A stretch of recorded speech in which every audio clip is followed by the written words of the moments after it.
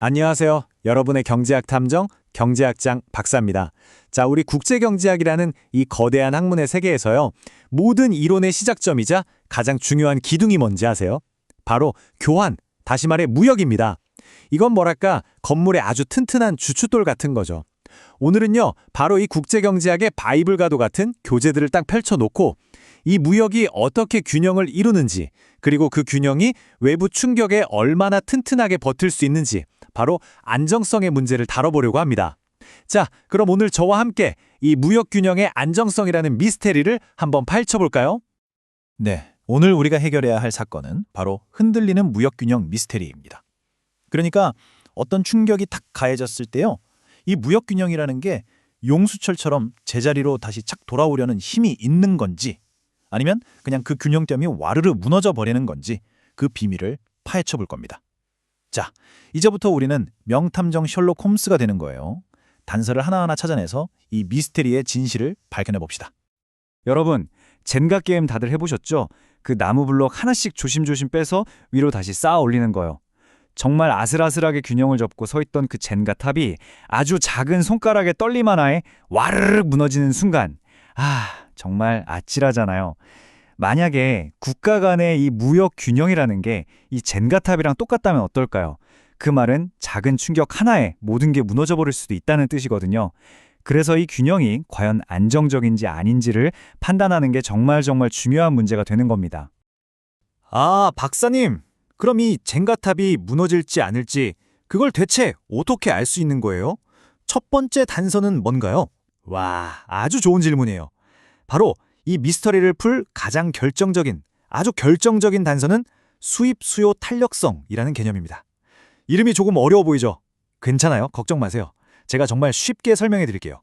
이 단서가 바로 모든 비밀을 푸는 열쇠, 마스터키 같은 겁니다. 자, 그럼 이 수입 수요 탄력성이라는 단서를 한번 자세히 분석해 보죠. 자, 수입 수요 탄력성.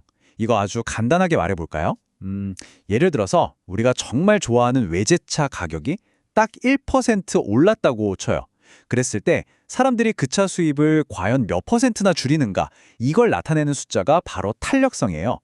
가격 변화에 엄청 민감하게 반응해서 수입을 확 줄여버리면 탄력적이다, 이렇게 말하고, 가격이 올라도 에이 뭐 그래도 사야지 하면서 별로 안 줄이면 비탄력적이다 라고 하는 거죠. 어때요? 아주 직관적인 개념이죠? 자, 바로 이게 우리가 해독해야 할 암호문입니다. 화면에 보이는 수식, 우리 한번 크게 볼까요? 방금 제가 외제차 가격이 1% 올랐을 때 수입을 몇 퍼센트 줄이는지 보자고 했죠. 그게 바로 이 공식이에요. 여기 보세요. 분모가 바로 가격 변화율이고 분자가 수입량 변화율인 거죠. 그러니까 이 수입 수요 탄력성, 엡실론은 가격 변화라는 자극에 대해 수입량이 얼마나 민감하게 변하는지를 정확한 숫자로 딱 보여주는 겁니다. 지금부터 이 공식이 어떻게 균형의 안정성을 알려주는지 그 비밀을 밝혀보겠습니다. 그렇죠. 모든 사건에는 현장이 있는 법. 우리의 수사 현장은 바로 오퍼 곡선이라는 이름의 그래프입니다. 오퍼 곡선이 뭐냐면 간단히 말해서 한 나라가 특정량의 물건을 수입하기 위해서 우리 물건 이만큼 수출할 의향이 있습니다 하고 제안하는 걸 보여주는 선이에요. 말 그대로 무역에 대한 제안, 오퍼를 나타내는 거죠. 바로 이 현장에 모든 증거가 숨겨져 있습니다. 자, 이게 바로 그 오퍼 곡선입니다. 여기 원점에서부터 뻗어나가는 이 곡선의 모양 안에 균형이 안정적인지 아니면 불안정한지에 대한 해답이 고스란히 숨어 있습니다.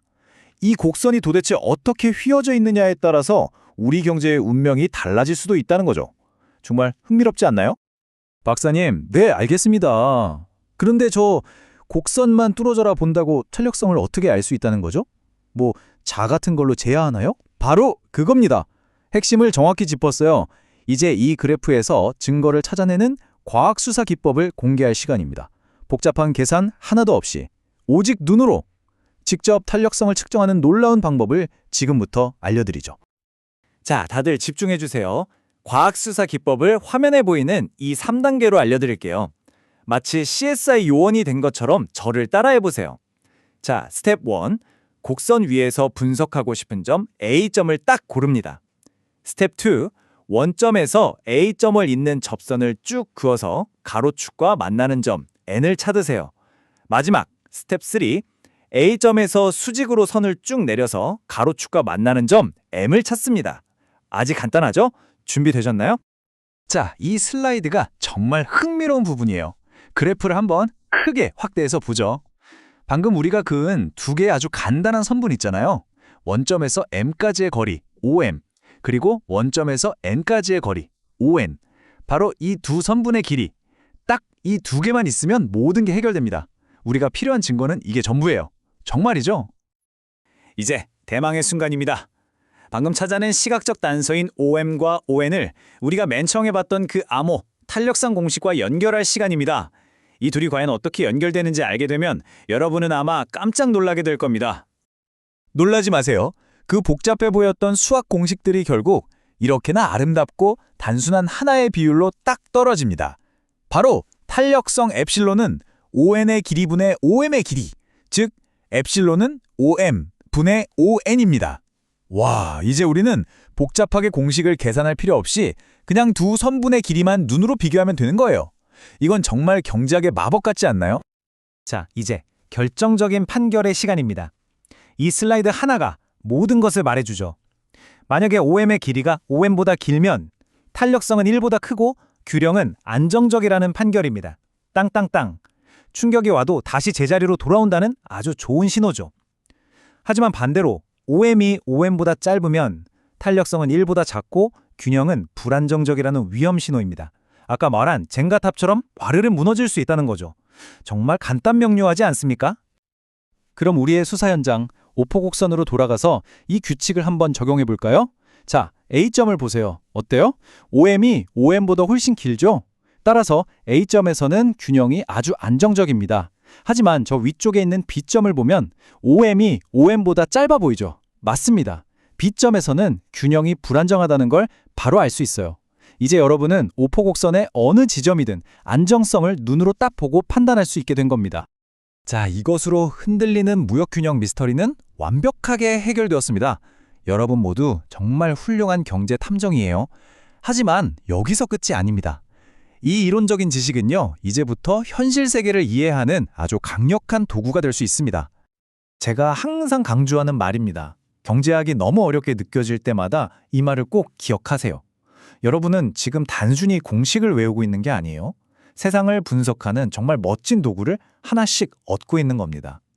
그 복잡한 퍼즐을 딱 맞췄을 때의 그 희열, 그게 바로 경제학의 진짜 매력 아닐까요? 오늘 배운 이 무역균형의 안정성 개념은 여러분에게 세상을 보는 새로운 렌즈를 선물한 것과 같아요. 이제 앞으로 뉴스에서 특정 국가가 우리나라 주력 수출품에 높은 관세를 부과했다, 이런 소식을 들으면 여러분은 그 이면을 볼 수 있게 됩니다.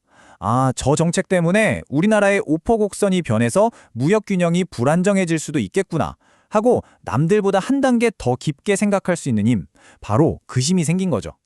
자, 이제 탐정의 도구는 여러분의 손에 쥐어졌습니다. 이 도구를 가지고 오늘날 벌어지고 있는 실제 무역 분쟁들을 분석해 본다면 과연 어떤 진실을 마주하게 될까요?